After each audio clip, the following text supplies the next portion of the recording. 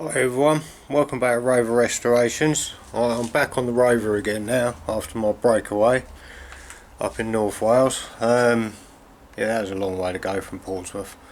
Anyway, right, I've already made a start because there's not anything really very exciting to see, but I've been starting to clean it all in the engine bay now, and as you can see,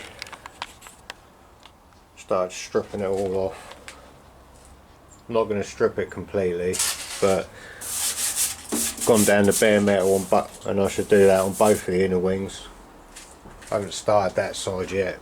Done a little bit of filler in here and there, which obviously isn't, which is just to make it look a little bit nicer in some areas, but a lot of the areas, like up there, you're not going to see it anyway because there's a panel that bolts over the top anyway, and it'll be underneath the windscreen, most of that.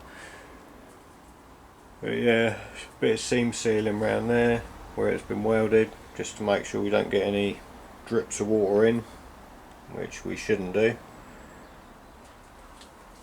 But yeah, so basically what I'm going to be doing is continuing to strip that off and then get it epoxy primed and painted in satin black. We've got a few bits and pieces, the various wire brush wheels. Been using these poly discs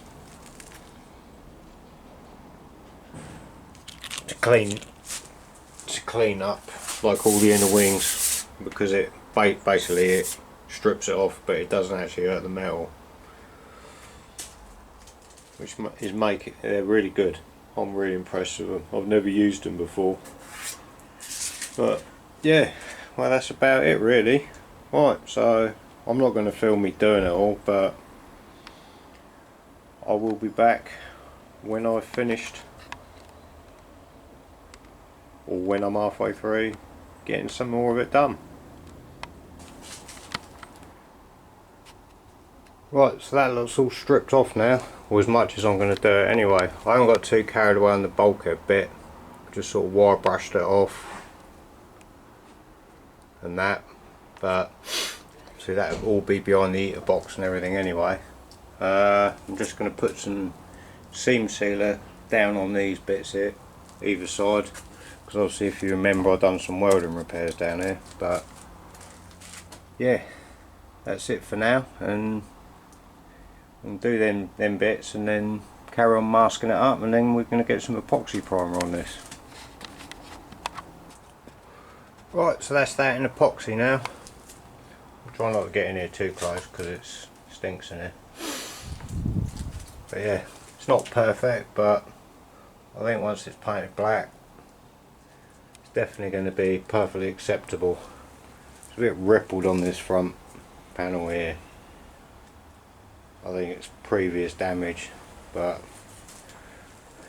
it looks like this part here has been replaced in the past, because you can see like the original spot welds on this side now.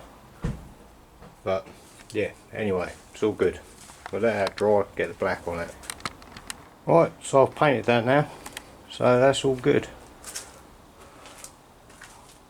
The main reason I didn't set the camera out is because I didn't want to get paint on the lens, so I'm afraid this is as good as it gets. But it's not perfect, but it does look nice and tidy, so that's all good. Right, so at least we've got this done before the colder weather comes, so that's that all sorted. So now it means I've got lots of mechanical stuff to do all over the winter, which the next thing to be done on it will be to get all the front suspension back in it, and then once the suspension's back in it, so it's all rolling and that again. I mean, that sounds quick, but actually it's not, because I've got like clean loads of bits and pieces up on it. But yeah, once the suspension's in, then the engine and gearbox can go in. But obviously that will need cleaning as well, so we've got lots to do still, but we're definitely getting there. when you think how much of a wreck this car was, it's really coming along now. Right, so till next time, I'll catch you later. Cheers for watching. Bye.